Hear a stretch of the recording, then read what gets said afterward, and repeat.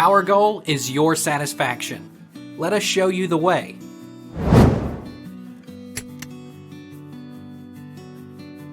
Why can't I pay with Apple ID balance?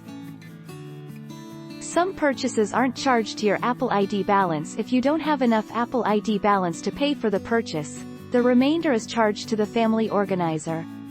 You can't use your Apple ID balance to buy gifts or gift cards. Some subscriptions might not be charged to your Apple ID balance. Can I transfer my Apple ID balance to my bank account? You can transfer up to $10,000 per transfer and up to $20,000 within a 7-day period from Apple Cash to your bank account. You can only transfer your money to a bank account in the United States.